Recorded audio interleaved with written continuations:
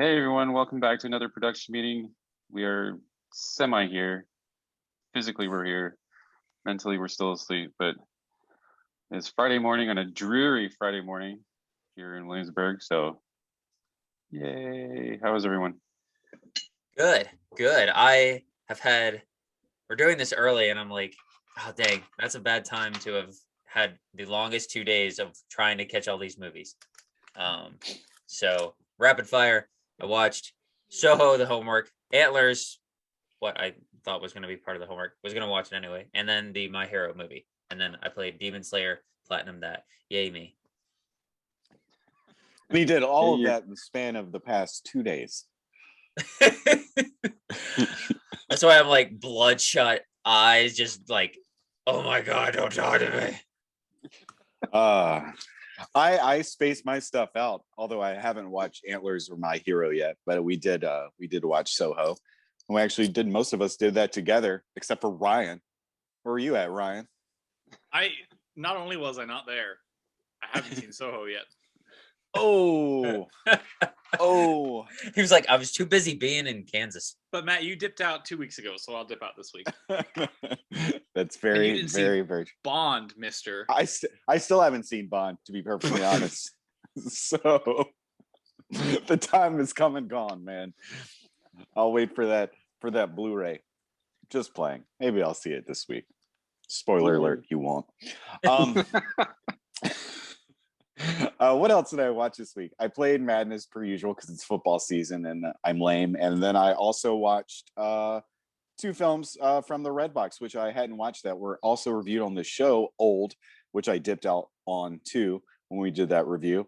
And I also saw Don't Breathe 2. Spoiler alert for those, they're both not that great. And super spoiler alert, we have been talking about what our worst films of the year is. And I think Old might actually be in the top spot for me. That movie was horrible, even by M. Night Shyamalan standards. The concept was great as far as like it's interesting, but like the writing and acting and even directing and editing of that film were god awful. So I would not wish that upon anyone. I think I might even hate that movie worse than The Village. And I did not like The Village at all. Either way, that movie was bad. That's a solid, I usually don't go below a 2, but I think that might be a 1 for me. And then Don't Breathe 2 was, I don't even know what they're doing with that protagonist. I don't know why he's a protagonist. It doesn't make any, protagonist. Yeah, that was probably like a 4 out of 10. So whatever. Those are my quick reviews for that. That's what I did. You can now talk, Clint. Well, go ahead, Ryan. I took a couple Netflix bullets as usual. Matt, I think I got ahead of you on a couple of these, but I did so you don't have to watch these. Two films you don't have to watch on Netflix. Beckett, which I think came out a while ago, but I needed a background movie with John David Washington, and it's some political thriller-ish. Doesn't matter. Don't watch it. And then Hypnotic, which is, I think, relatively new. I didn't know about it, and then I saw it, and then I watched it with what's her face from Hush, Kate Siegel from Hush and Hill House, and that is really, really. That one actually might be like humorously bad. The concept is like, what if a hypnotist was hypnotizing victims to commit his murders for him? And I'm like, that is actually a really silly concept. It's very 60s-ish in its execution. I was literally about to say that same thing. Yeah, that one actually might be like entertainingly bad. Like all it needs is Vincent Price, and then it's suddenly a good movie. But it's definitely not a good movie.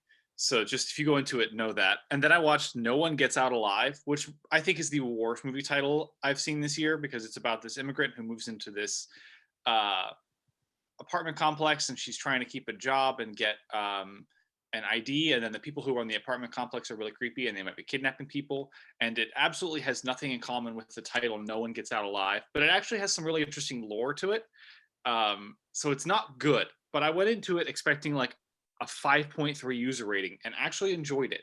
So that one's a high 5 out of 10. But that one actually isn't terrible if you go in with low expectations, which is weird because now I've raised expectations for it. Um, so A catch 22 right there. so maybe don't watch it, but watch it. I'll wrap up these last couple. So I saw Ron's Gone Wrong in theaters. Everything I have is like 4, 5, and 6. So it was I think I have Beckett and Hypnotic as a 4 each. I haven't finished Hypnotic, so I'll probably bump it down. But I got like 30 minutes from the end. I was like, I'll finish this later. Ron's Gone Wrong is a 5. It's kind of a mess. Like it's entertaining, but I emphasize this: if you're going to take your kids to see a movie that's a cute robot movie that deals with some good family issues and is really funny, and you haven't watched Mitchells versus the Machines yet on Netflix, watch that first because it's significantly better. Ron's Gone Wrong might be better in a year that hadn't already come out, but that's a great movie, and this is really not. And it's like the longest 3 hours I've spent in a theater this year.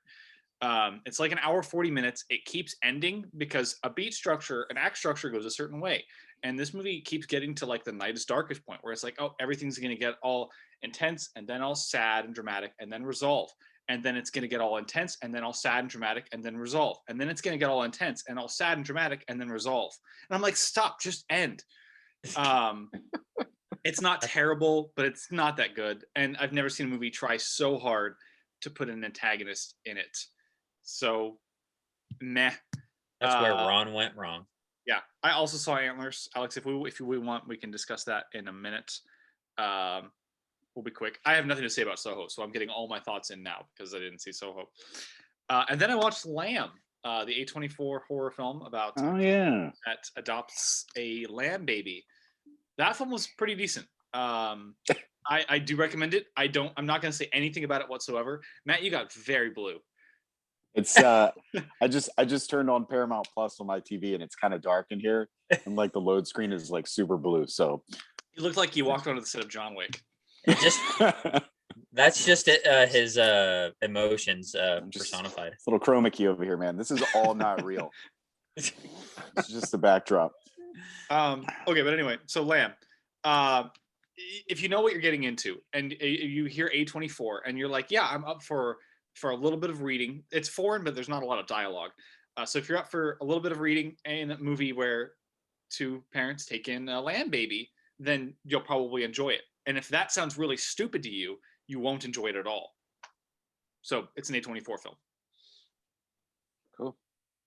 Is it? It almost sounds like it's super lighthearted. It's not. It's not actually hearted enough of any way. It's a little dry, and that was my biggest takeaway in a negative way. So I gave it a 6 out of 10 because I was like, I've seen A24 approach strange topics like this from more of any emotional standpoint than just kind of dry. So I wish it were a little more something.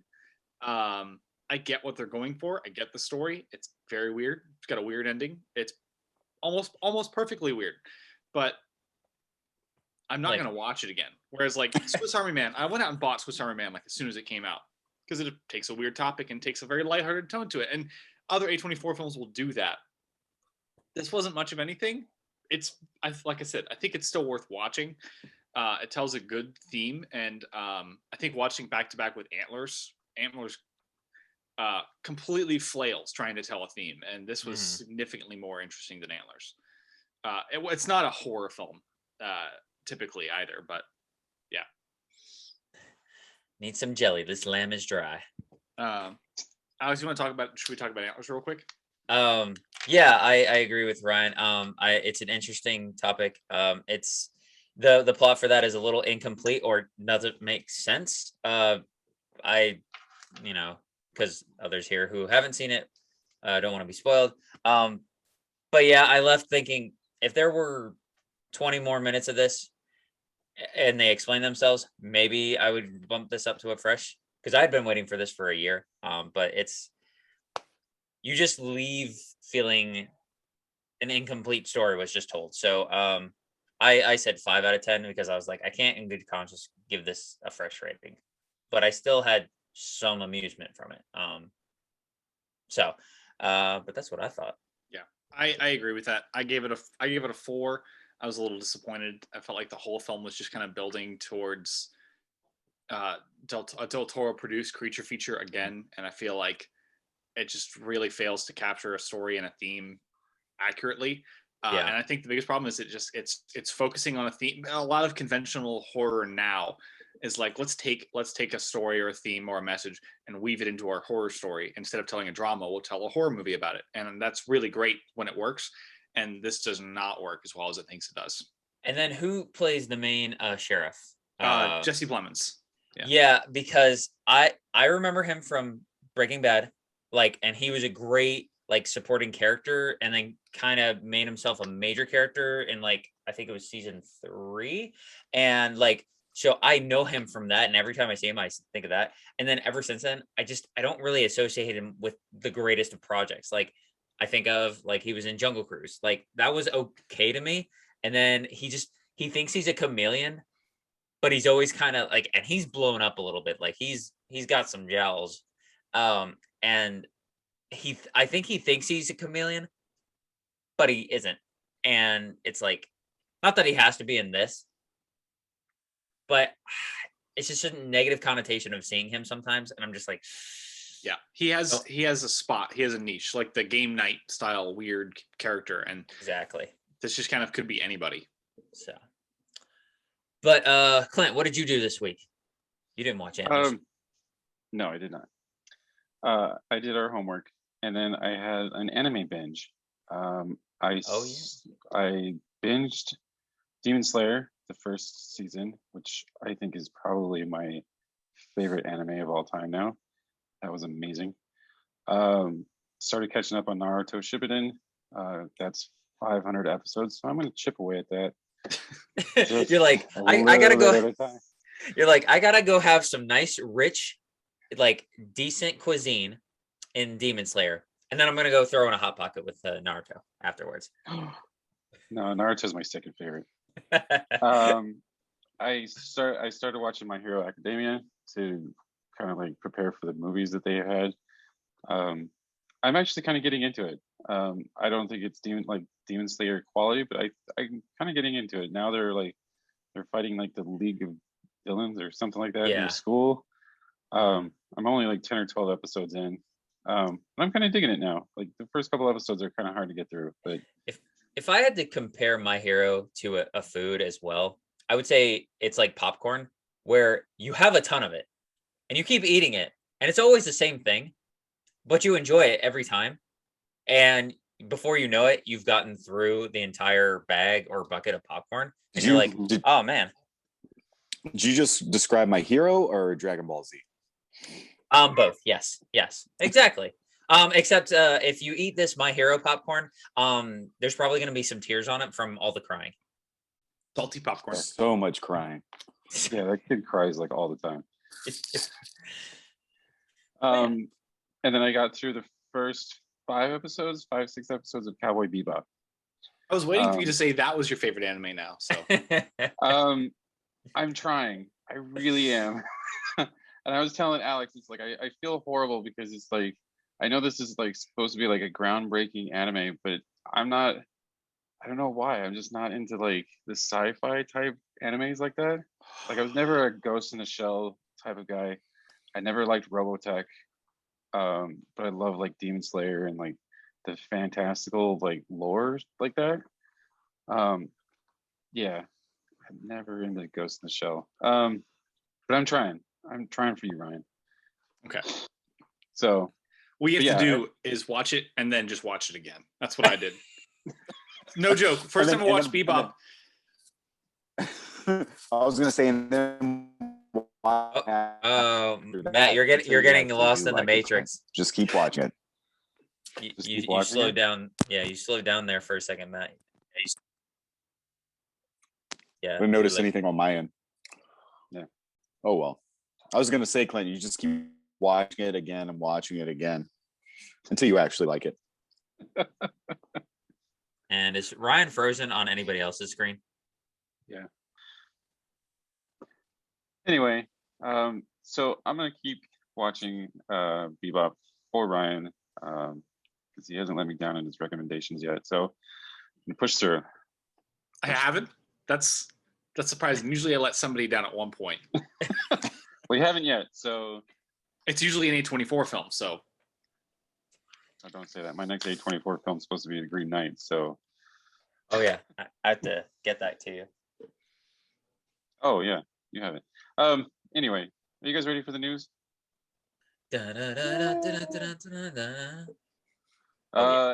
Alex, do we have any gaming news? Start off with some gaming news. PlayStation had its state of play not yesterday on Thursday, but I think it was Wednesday because I remember I came in to close and it started, and it was pretty bad. Like it was only like 20 minutes. State of plays are usually like an hour long, and they showcased like very little. I think the hot topic game was and I just got a notification about it, is called Little Devil Inside. Don't ask me what it's about because I don't even completely understand, but that was the largest title, and that's actually kind of sad that was the biggest ender of the thing.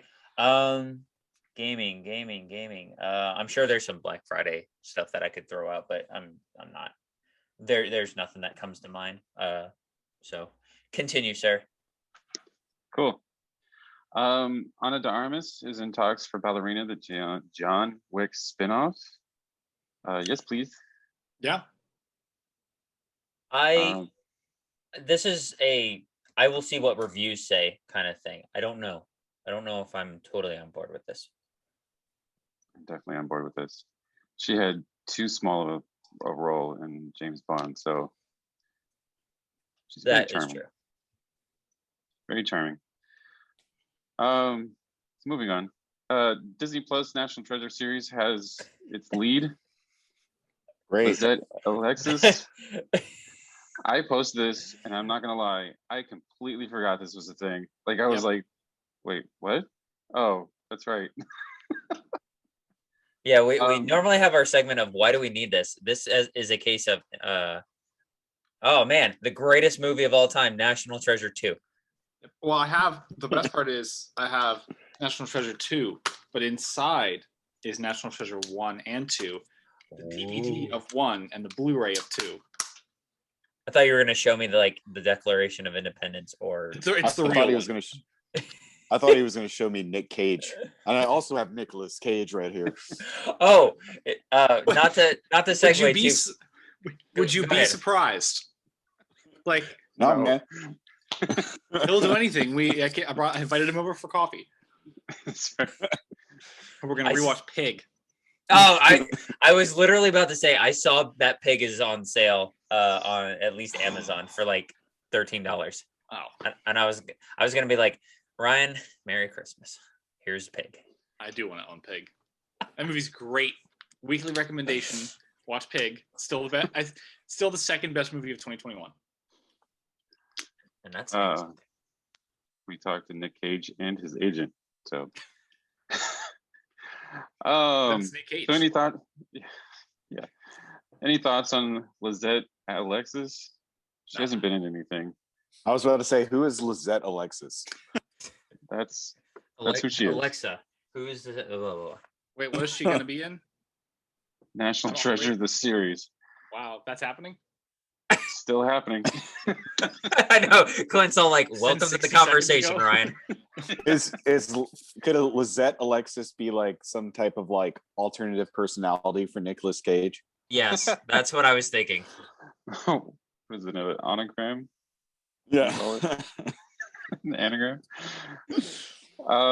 No, she is a Hispanic woman, and she's only been in like one movie, so I don't know, like she must have nailed her audition, I guess. So anyway, or it's Disney Plus and they don't care. Or it's that, yeah.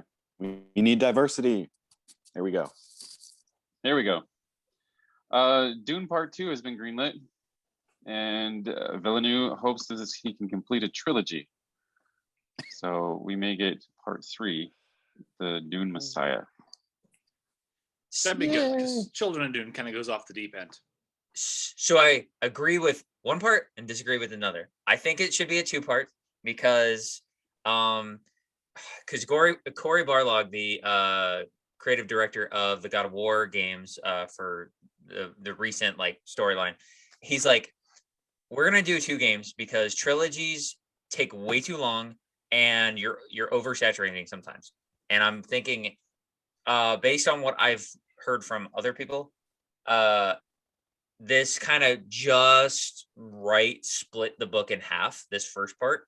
So I think it's just natural to go in with just a part two and don't try and be all cool and have a trilogy. Like there's nothing wrong with having part one and part two. Like, well, I think the idea here too, though, is so I think part two is going to be the second half of Dune, and part three is the second book, because the second book is like half the length of the first book. True.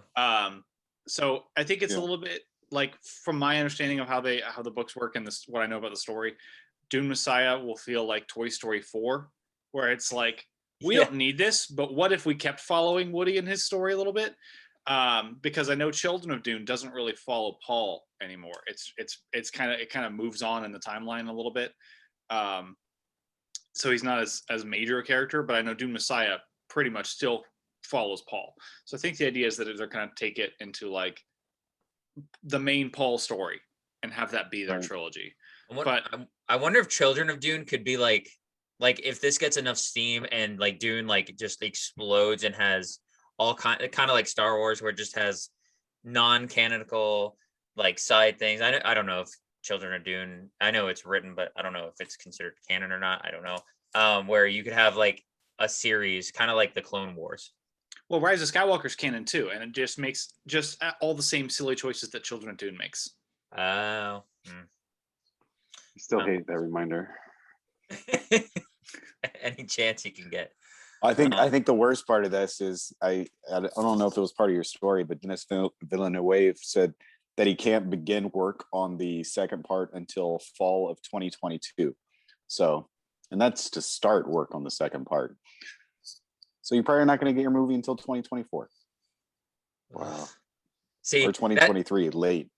And that's my whole thing about trilogies. Yeah, like, okay, if he does a trilogy, you're talking about wrapping up this story in like just under like 8 years probably.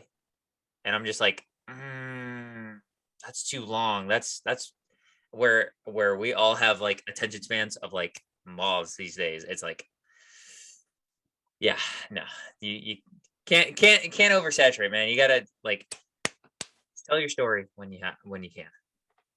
I can wait. I think this is good for people.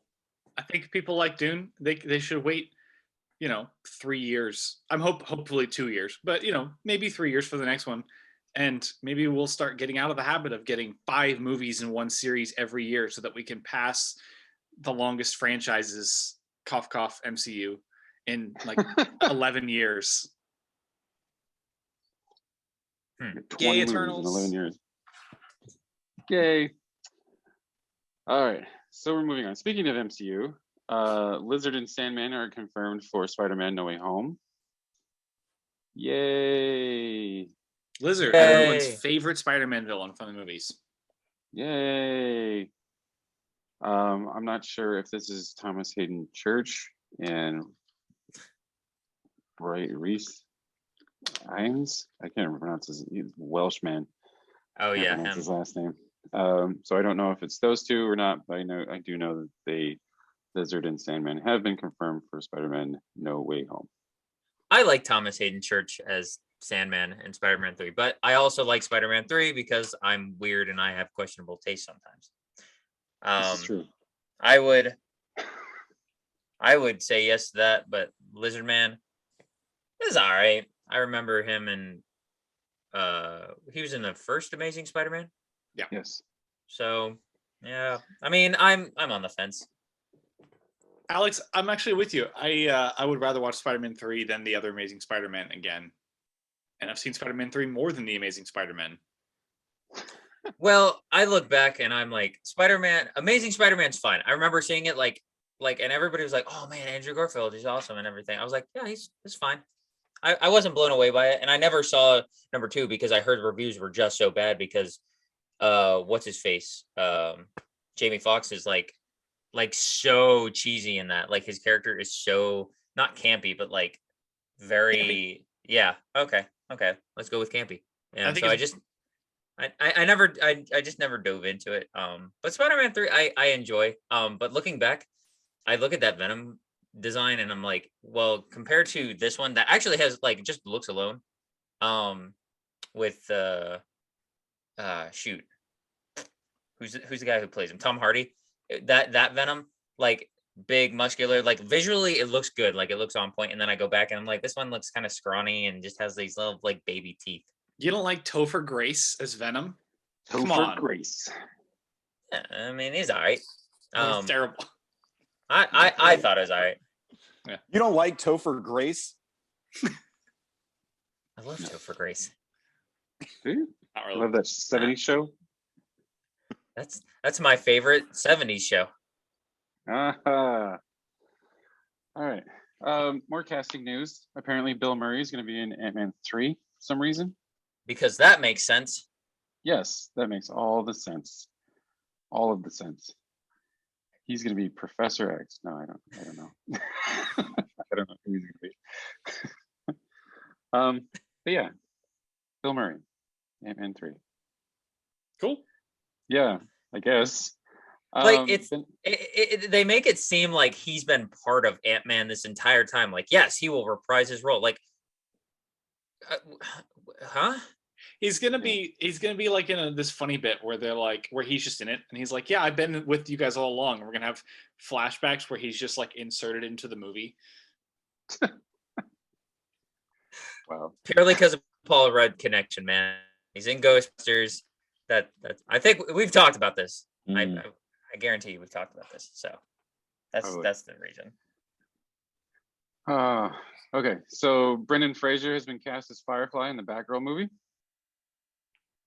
I don't really see Brenden Fraiser as a villain, but hey, whatever. Give this man some work. Yeah, give this man a job. Yeah. Were you about to say something, Matt? No, I was just trying to remember, what was that HBO movie? Was it Soderbergh, the one where he plays like the gangster that we reviewed? Like, he's in that and he plays kind of a villain, and I think it's really good. What is that movie? No Sudden Moves? Yes. Yeah. I didn't even see he's it, in that? Yeah, I haven't Yeah, seen it he either. plays. Yeah, I could have sworn we reviewed it on here, but yeah, he plays like a gangster, like sort of bad guy. Now you wouldn't recognize him because he's a little hefty now, and it's like he's kind of got those jowls that Alex was mentioning before. So he's kind of he kind of blends in. And you're like, wait, hold on, that's Brenden Fraiser. All right, well, yeah. So I can see that. I think he's good. I think he'd be good as a villain. Huh. Interesting. Well, yeah. I mean, bring it on. And I'm kind of glad that they picked like this Batman villain because he's not like Mr. Freeze. Like he's not an A-lister. So Yeah. like, it would be a little bit more. I hate to use this word, but like realistic for Batgirl to take on like Firefly than like the Joker or something like that. So this is good. More good news.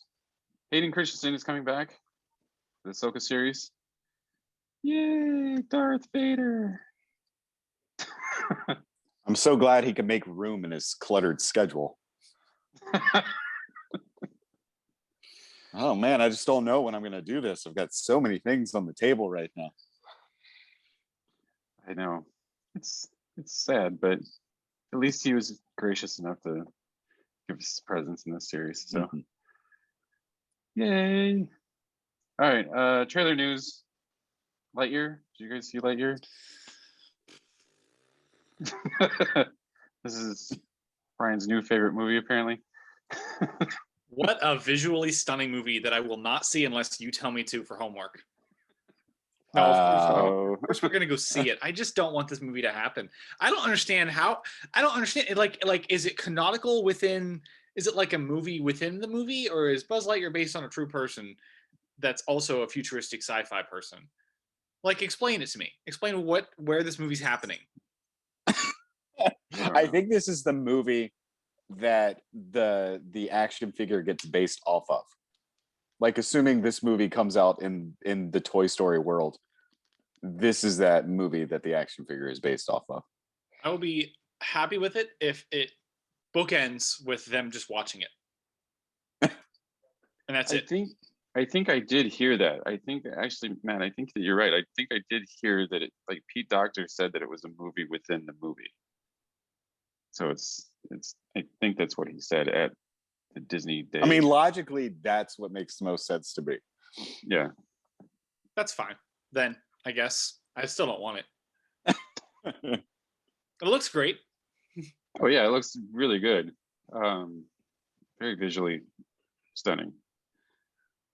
So last trailer, Cowboy Bebop actually got a trailer. Yay. So Matt, we were talking about how questionable the last teaser was. Mhm. What a step up, I think. Okay, I'm full disclosure. I have not seen this because of the last teaser. I was like, I don't want to watch any more of this, good or bad. So I'm going to step away and just wait for the show, man.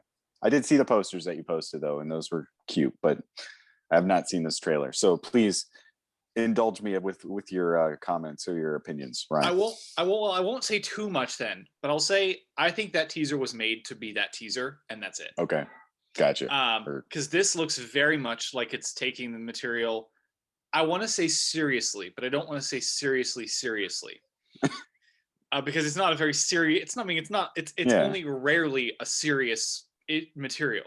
Otherwise, it's just having fun, and it looks like they're having a lot of fun with it, but not cheesing it up the whole time. So yeah, I've nothing but positive takeaways from it. Actually, it looks really great. It's definitely a TVMA, which I'm on board for. And my only thoughts are like I still don't know if they're following the show or doing events that take place otherwise, or I'm not sure what's happening canonically yet, because now this looks like they are going to cover some things that the show's already covered, which I'm okay with or not. I mean, you can hit me on nostalgia or create original stuff. If you can do one of those well, it's fine. Mm-hmm. We'll see. Looks great. Cool. You guys got anything else? Kind of zip through that.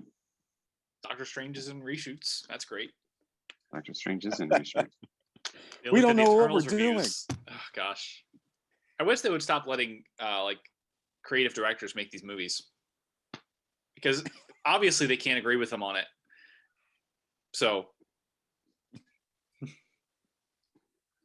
you guys got to stick to the plan, man. Stick to the plan.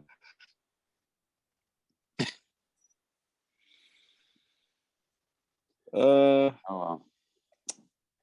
All right. I do not see anything, sir. Nothing. Alex, you okay over there? Nothing at all.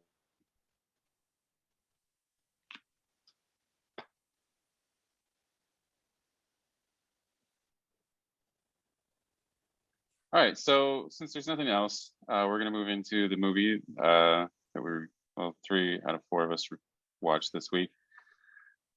Yeah, Ryan. It's my turn. Anyway. I said it was my turn. Everybody else got to skip a week. It's true. Maybe he can be part of the discussion by just giving the synopsis and go. Oh, I'm not qualified enough. Oh, dang. I haven't seen it. It looks like okay. Well, the film based on marketing, and so it looks like there's this girl who's studying art. I'm assuming in fashion. You should take it away. Just take it away. Somebody else do it. Clay, take back your role. Okay. So Thomasin McKenize plays Elle Turner, and she is moving from the bumpkin part of England to London to study fashion at some prestigious school in the middle of London near SoHo. SoHo. So. Oh, like in the movie. That is right. That is correct. So she, instead of staying at the dorms, she moves into another little apartment in the middle of another part of SoHo, which used to be the bad part, apparently, next to a French bistro that smells like garlic all the time. And so, yeah, that's one of the points that they tried to make in the movie. It smells like garlic. So she starts to have visions of a girl named Sandy from the 1960s. Not really specific on what year, but Thunderball is playing. So I want to guess it's like 65 or 66. So somewhere in there. And yeah, things ensue. So who wants to go first? Yeah, right, Ryan. No, I'll go first. I'm trying to remember what I was going to say about this film. So I don't. What's what's the main actress's name again? Not Anya Taylor-Joy. Thomasin McKenzie. Yeah, I'm gonna Is call that her how you just pronounce Miss it? McKenzie. Thomasin? Pretty sure Thomasin. it's or Thomasin. Well, Matt should Thomasin? know because he's watched her in several movies recently. I've seen so much of her in the past day. I'm so sorry about that. No. The performances are fine. I think I'll just give a rating to start it off. 7 out of 10. The story's interesting. Performances are good. I wouldn't say they're like spectacular, but they're fine. The story takes not a left turn, but like it's got that dun dun dun moment. And it's fine. Is it the best? No, but I think the set pieces are good. And I think the editing, and we'll all talk about that. Well, we'll all talk about that at some point. Like the editing of this movie is fairly good. I think that's what carries it. That it was just kind of put together better than it probably might have been in other hands. So I don't know. I feel like this is going to be the shortest review because I really don't have much to say on anything. It's fine to me. Like I didn't leave thinking anything was really impactful. I know that sounds negative, but it's just like it was something good to watch. But like, do I remember a ton of it? No. And so that's my review. I know that's pretty that's pretty pitiful. That's one of the worst reviews I'll ever give. So 7 out of 10. Still processing. Yeah, I don't know how to describe this movie. So somebody else more qualified, go ahead. In your defense, though, Alex, before Matt goes, in your defense, though, I think that's like a lot of Edgar Wright's films. Because I mean, you look at Baby Driver. Does anything really kind of stand out in Baby Driver except for the driving scenes and the soundtrack? But it's a good movie. Kevin Spacey's performance. Yeah. That's what this film was missing. Dang it. But no, I mean, I love Edgar Wright's films, and it's like I think that's kind of like what you were saying is like there's nothing really that kind of stands out in any of his films, really. I mean, I didn't like At World's End just because it wasn't as funny as like the other ones, but like Hot Fuzz and Shaun of the Dead. I mean, you have Nick Frost and Simon Pegg. They're just funny. Like there's nothing really kind of like stands out in like any of his movies. This, like you said, is like the editing of it, and I think the way that they played with the camera was pretty nifty. I'm just gonna go in my review apparently. But I actually bumped up mine because I started thinking about it, and I would give this an 8. I really liked how they played with the camera. No, the story is not like super like original, if you want to say. I mean, there's some kind of little plot holes in the movie, but I think with the way that he shot it, and the camera and the way that he edited it together, I think was done really well. And now that there was just like subtle things that hinted towards the ending, that you really had to pay attention to. And obviously I won't give too much away, but yeah, I think Matt Smith does an amazing job with it. I mean, besides performances wise, I think his kind of stood out above any others. I think next would probably be Anya Taylor-Joy. Thomasin McKenzie, she's not horrible, but sometimes that accent was a little not jarring, but just like a little nails on a chalkboard because obviously she's New Zealand and she's trying to do this like meek, mousy type voice with the British accent, the country British accent and stuff. And sometimes it just came across very, like I said, just very mousy. It was just you like believe in ghosts? Yeah, it was just like it was just slight nails on a chalkboard because it's just the way that she presented it. But I mean, the others, I mean, even Lady Tyrell, Diana Rigg, she's in this movie. She was pretty good. Yeah, So she's the unsung hero of this. yeah, I don't know. yeah.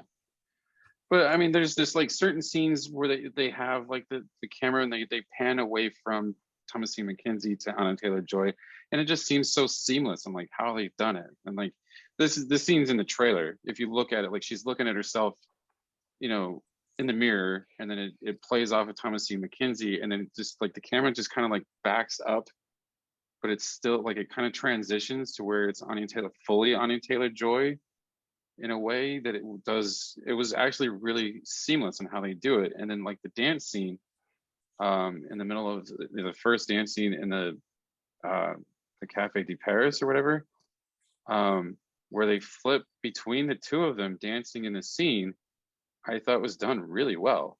And I think that's why I bumped up because of the way that they kind of interjected both of them into this, like some of these scenes. So without spoilers, an 8 out of 10. Here are all the spoilers. I'm just kidding. I'm gonna do this without spoilers. You guys mentioned the editing is superb in here in this film. Edgar Wright's beautiful, typically with his editing, and I think he made some very like experimental choices and did try to do some things that was not groundbreaking but really edgy for him, and I really enjoyed that. Also a different genre for him. I think he did pretty decent with this psychological kind of like horror genre. The more that I think about it, I think my biggest gripe with this is that I almost feel like the movie's a little too long. There were some scenes where I'm just like, I kind of got beat down with like the beats in here and like the scares. And I'm like, all right, I've had enough of this. I'm done. Can we progress this story, please? I need to know what's going on. As far as the acting choices go, Anya brings her typical Anya. I mean, it's nothing groundbreaking for her. It's literally her shtick. Diana Riggs was great in this film. Thomasin McKenize, God bless her. She already had a strike against her because I literally watched Old the same day I watched this movie, not even realizing she was in both. And she annoyed me to death in Old so much with her. And I know it's M. Night's choice, but she was acting like her character, she's supposed to be a 10-year-old in this like, 16-year-old body. And she tries to do an accent like she's New Zealand, obviously, and she's doing an American accent in that movie. And then they bring her in here and they asked her to do this very Southern, like British mouse-ish accent. And it was just a little too much, a little overbearing for me. I looked up because I was like, I wonder what she actually sounds like. I went to YouTube just to pull it up, just to hear her voice, just to compare it. And I mean, yeah, it's completely different. So that was a little too much for me. Stylistically, though, it was all right. It wasn't, it didn't kill the film for me. I just wasn't a fan of the choice. Overall, probably. Oh, also, I would like to say Thomasin McKenize. Gosh, she's made like 3 big films. I mean, she hasn't made just 3 films, but she's worked with Edgar Wright. She's worked with M. Night Shyamalan, and she was in Jojo Rabbit. So she's with Watiti. So I'm like, I guess she's a cool person. People actually like her. She's working with these awesome directors. I say awesome.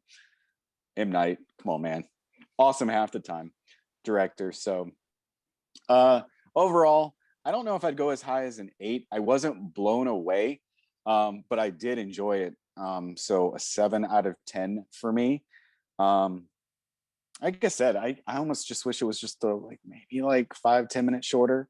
As far as the plot goes, usually I'm a huge logic person, but I talked to you guys about it and I was trying to figure out why certain things made sense. And I think Edgar Wright covered most of his bases with a lot of these plot points and a lot of the dialogue. So yeah, 7 out of 10. Check it out if you want to go see an interesting, fun movie. Is it Edgar Wright's best? It doesn't really have the quirkiness as the rest of his films do. Even Baby Driver to an extent. This is very, very psychological and a little bit of a thriller with some horror elements. But yeah, 7 out of 10. Cool bean. Ryan, what did you think? I'm gonna duck out because I haven't seen it, so I'll let you guys discuss spoilers. Before I go, I could leave a recommendation from what I think is Thomasin McKenzie's best performance. This movie, Leave No Trace, with Ben Foster. It's kind of her breakout role. She's incredible in it.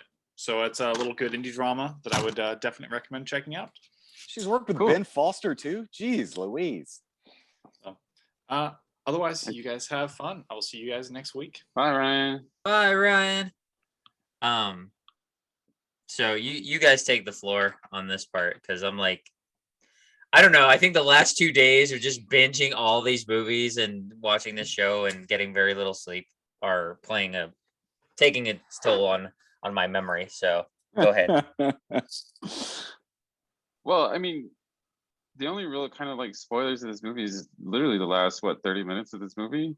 Yeah, everything plays itself close to the chest. Like you're she's having these visions of this past life, and that's about it. And you're like, all right, things are working out. Crappy things are happening to this girl, and then something really crappy happens apparently, and then I think the biggest spoiler, I mean, aside from like the twist, is just how much like her visions actually come and start affecting her in her real life. Like how she slowly is driven more or less insane. Yeah. And is still handling her life, trying to normally. God bless her boyfriend. Like I would have dipped out. We're talking spoilers now. So for everyone, we are talking spoilers. So yeah, like I said, probably the last 30 minutes and the surprise reveal of this being that Diana Rigg is the main protagonist of this, or antagonist of this movie. We think it's Terrence Stamp until he eats concrete. So yeah. But yeah, like I think that's one of the things I did like about the movie is how you can start to slowly see on how it starts to affect her mentally, and it starts to affect her like when she's awake, and then how she tries to stab people with scissors all the time. But yeah, we talked about the trailer like a few months ago and how we thought that the trailer kind of gave too much away, but now like thinking back on the trailer, like the final trailer for this, I think it gives away just enough because of that twist ending and like how it's like you don't really know like what is up with like Anya Taylor-Joy's character, but when you see the movie, I think that the trailer just covers just enough to get you interested in the movie. So when I forget the actor's name, the guy who you just said gets hit by the car. Terrence Stamp. He's like, whoa, why are you asking me about this? Why don't you ask, oddly enough, why don't you ask Alex? And I'm trying to remember if we were supposed to know who that was when he says that. Like, are we supposed to know, like, recall who that is? And then you see the shipping, address on a piece of mail, and you're like, oh, it's her. And I think that scene takes place after her vision of Anya's character at the club where she's talking to like all those guys. Oh yeah, it was after that. And I think she does say that name at one point. Okay. Oh yeah, she says it in a variation, like Lexi, Alexandria, Alexa, and so on. Yeah. Go ahead, Clint. Because the twist is that Terrence Stamp is not the Matt Smith character. He's actually one of the cops and he asks her, "What is your real name?" And she gives it to him. Or gives it to him. Yeah. Okay. So yeah, it's more or less, we should know it, and then it's just a recall from seeing that moment where she's sitting down, talking to all those guys. Yeah. Well, that leads into, so while she's fighting against Anya Taylor-Joy as the older version, you see that these spirits, or however it's supposed to be manifested, you learn that the character has killed all these men that have molested her, or however, what way you want to say it. Like taking advantage. Taking advantage, yeah, that's a good way of saying it. Taking advantage of her, and she's gotten her revenge on them by slicing their throats, cutting their wrists, doing all this, and then apparently hiding their bodies within the walls of that apartment building. Very, very Sicario style.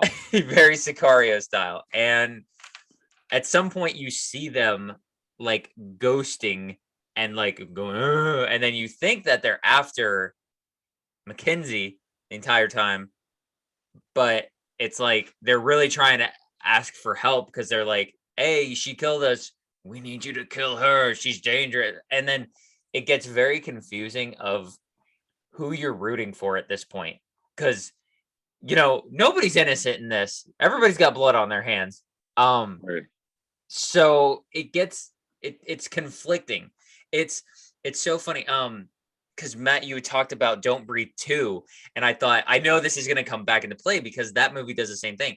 It's supposed to be that this guy, who is a kidnapper, rapist, all kinds of crazy guy, is supposed to be the now protagonist, and we're supposed to root for him, but we're not supposed to.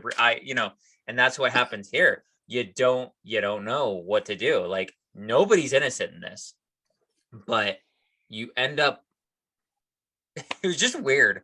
But I guess sometimes that conflict is good. I don't know if you ever get a resolution like where you're satisfied, but yeah, and I think that's kind of, now that I think about it, something that I'm not quite sure I like about the movie is, aside from like the cops, the one that gets hit by the car, aside from his kind of like throwaway lines that like Sandy or Alex isn't the greatest person, like he kind of hints at that, like, yeah, I don't know about her, she's a whatever, like you don't really get anything else apart as for her being a bad person. Like in all these visions, she just seems to be a girl who's living her life, who's very confident and very wants something, but then gets kind of like trapped into this situation, and then that kind of drives her to where she's at. And that's why I'm a little confused as to her motivations to wanting to like kill Eloise at the end. It's like, all right, I understand that you're curious, but shouldn't she realize, like, if Eloise knows this stuff, that maybe she knows at least the rest of her life too? Like, has Sandy been murdering people constantly since she's owned this house? Or has it been years since she's murdered any of these pimps and johns that have taken advantage of her? I just feel like it's a very dark turn at the end of it, and I know they want to have like a climax, but I feel like your first choice to murder this girl who is just questioning the fact of what's going on in this house, as opposed to talking to her about it and explaining things out, shouldn't that have been your first option, at least first? No, like, man, you're 80 years old and now you're worrying about going to prison for something that happened 50 years ago. Yeah. I mean, what's prison for the rest of your life? Like 2 years? Yeah, right. Oh, I'm sorry. R.I.P. Riggs. Yeah, I thought the same thing. I was like, okay, we're just jumping to like, all right, stuff, I'm gonna kill you. And then while she's talking to her, she makes her tea, and she was poisoned, but she just is like in that stumbling state of like where she's still conscious and still alive, and then the poison or whatever is going to take effect. It doesn't explicitly say that it's poison, so it's kind of like leaves it up to the imagination, which leads into, because she never actually, like, she doesn't die, like she's not actually poisoned, so I don't know what that's supposed to be. Yeah, do you think Go ahead, sorry, man. I was going to be like, do you think Diana Riggs was like, poison tea, poison drinks again? Come on, guys, can we do something else? Yeah, right. Yeah, right. But see, I think that's why I dropped mine to an 8 as well, because there are certain, like I said in the beginning, there are certain plot holes in this film. Like the screenplay for this is not exactly perfect. Like I just feel like Anya Taylor-Joy's character, Sandy, Alexander, whatever, she goes by at the moment, she seems like a very strong individual. She seems like a very strong, personality and things like that. And we've talked about this. It just doesn't seem like she would be one to be duped into being like a prostitute. You know what I'm saying? Like the way that she presents herself until that point, she's just like, hey, I'm gonna get this. I'm very determined to do this, this, this, and this. And it's just like I just don't understand like how she kind of like gets duped into this and then stays nonetheless. Like I just feel like somewhere in the line, like her character just it doesn't line up. Now, if they made her like a weaker character, I could start to understand like how she kind of gets sucked into this, how she starts to become like a, prostitute. And then, then it's just like she has her mental breaking point and things like that. And then, like you said, at the ending, she starts to poison or put to sleep Tom McKenzie. Yeah, like that was just like, why are we gonna kill this girl? But like before, when she's killing like her Johns or whatever, it's like there's retribution for that. There's like a reason for that. She's doing that because this situation sucks. Like, what is the point? What is she protecting aside from like her past life? Like, what is the point of her murdering Eloise? Like, shouldn't there be kind of like a bonding thing going on? Like, hey, that sucks. I mean, the cops have already been there. I don't get it. She didn't come across that bad of a person. I mean, maybe that's part of the movie. Maybe these visions were kind of romanticized, possibly, or at least they were being romanticized by Eloise, and they weren't seeing every little detail. But at the same time, I don't think you got enough hints as to how shitty of a person that she possibly was in this film. Yeah, if she was even a shitty person, right? And I agree with that. But there, like, I one of the things that I did like about the movie is the subtle hints and these throwaway lines that if you were paying attention, which I admit that I wasn't, but it is until like that last half hour that I was like, oh, because I mean, if you remember the library scene, she starts going through all those like missing persons things, and you do see like there was like a flash of one of those guys in the pictures if you're paying attention, and then you pay attention to what Terrence Stamp says, and then there's just like these subtle little hints on like who like Diana Rigg really is. And I think that the movie did a really good job of just kind of like rushing through that, because it was just like as soon as he says that, he gets hit by a car, and which is amazing to me that Thomasin McKenize didn't get hit by a car at least a half a dozen times in this movie. Well, you're sitting next to me the whole time, and I'm sitting there like every time she's in the street, I'm like, could you look both ways? You're not even paying attention to traffic. You're gonna get hit. And she almost gets hit once. I'm like, I don't know. I guess Edgar Wright knew what he was doing. I guess he was just kind of playing with that the whole time, like setting that up. Like he was being very obvious, at least to me. Like these people were just walking out in the middle of streets, and you're like, somebody's going to get hit eventually. Yeah, because he says all that, and then like he gets hit by that car, and then like the library scene, she just is flashing through it, and it's just like you're on to the next one. So yeah, I did appreciate all that, but there are plot holes in this movie, definitely. I think for some reason, for me, when I said I kind of wish this movie was shorter, I feel like I almost don't even know if that library scene is like necessary. And I think that's probably the part that kind of dragged for me, is like, I get it, you're coming here to do research. She should have done that way before then. I don't know why she's just now starting to like come and research this.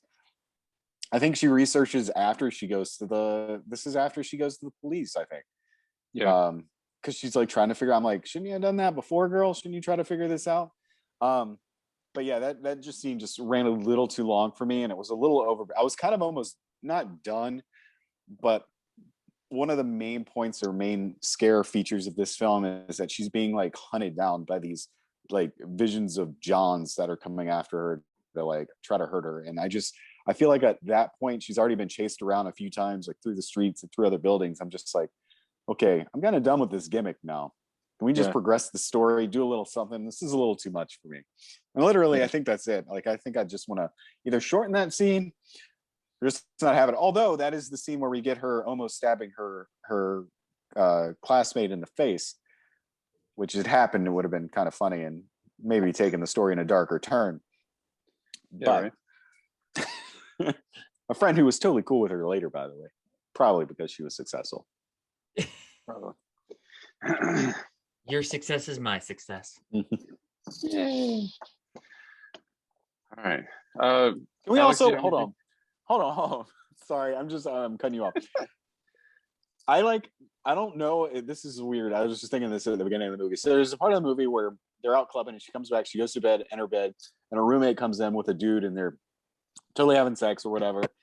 And her choice is to get up from this bed with just her roommate and her the guy having sex, and then go out into like the middle of this party room with like 50 people who are also being loud and doing crazy stuff. She chooses to go and sleep in that room as opposed to the other room with the two people that are just banging, like not even being that loud. Like, I don't know. I just thought it was a weird choice. I'm just like, all right. You couldn't just like flip over and put on your headphones. Yeah. Right. I'm like, you're going out here and sitting in the middle of this party of like 25 people with like loud ass music and your headphones. This is the choice that you've made. This is the place where you've gone.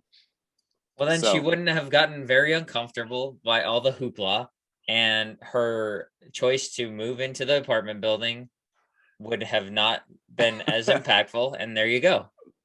There you It's go. a questionable choice, but it kind of helps segue the plot. She Yeah, wouldn't have because met she's her always making boyfriend. and she's always making questionable choices. So I guess that's okay. Like I said, God bless her boyfriend. Like, he almost gets murdered twice. He stuck around. Good for him. I don't know. I don't think it's going to work out for him. She definitely has some issues, and she needs to go to a therapist or a doctor regardless. Probably get some medication. I'm a little concerned. I don't know who else thought that when she sees her, it's got to be her mom, right? When she sees her mom, like in It's her America, mom. that's like their way of saying that, okay, this girl's a little crazy because she sees dead people. I see dead people, and so I don't know. I mean, I don't think there's really a reason for her seeing her mom other than to literally tell you, I see these dead people, so I'm gonna have visions later. So I don't know. I thought that was just weird that they would just randomly put her in there. I guess it's a way of saying that her mom's like still there with her and watching her too. And I guess, oh, sweet, but it's weird.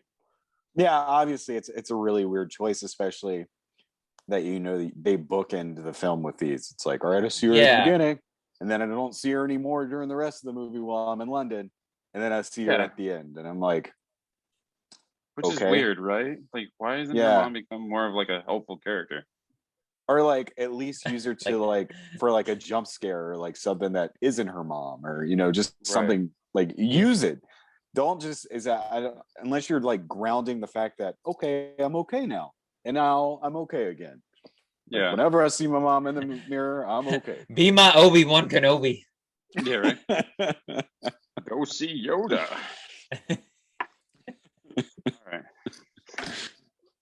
All right. Do we have anything else on this movie? Nope. It's a good movie. Check it out. I don't know if it's Right. own worthy. I take it right. It's own worthy. It's fun. Yeah, man. There's probably going to be a director's cut. And I'm like, can you make it shorter? And he's like, no, I can add 25 minutes though. I'll be like, great. Of mom character. Okay. Well, then next week we have Eternals. Yay! We're back in the MCU. And with every review that comes out, we're getting more and more excited. Yay! I still can't wait. All right. So just a quick reminder, everybody, if you would rather take us on the go, please listen to our audio version on Apple Podcast, Amazon Music, and Spotify. Thank you, everyone, for watching and listening. Please give us a like, subscribe to our channel, and leave us a comment. We like hearing from people. So that's it. This meeting is adjourned. Deuces.